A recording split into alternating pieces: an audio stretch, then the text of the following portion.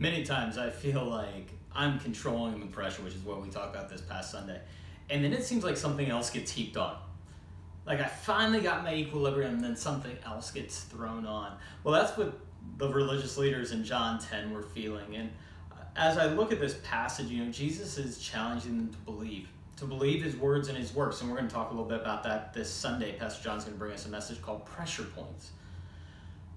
But I believe that Jesus is saying, if you just look to me, if you turn toward me, when the pressure builds, something is going to change. And that's based on who Jesus is. Oftentimes in arguments, what I realize is that when things get heated, when the pressure builds, I have an option. I get to turn towards somebody or I turn away from them. I decide that the relationship isn't worth the pressure and I walk away, or I say, no, there's life in this relationship and there is hope in this relationship. So I turn toward it and I face that thing head on.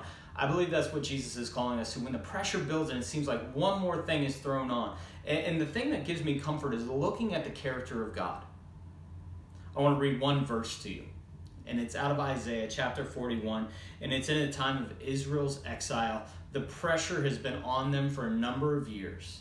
They're out of their country. They're in a foreign land and with a different language, different set of values. And they're there for over 40 years. And God, through the prophet Isaiah, says this. Isaiah 41, verse 13.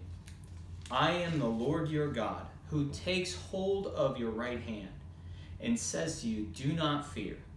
I will help you. That is the word of God to me, and I pray it's the word of God to you, that as the pressure builds, as it feels like that control is finally coming loose, that if we turn toward God, his promise is that I will take you by the right hand and I will help you.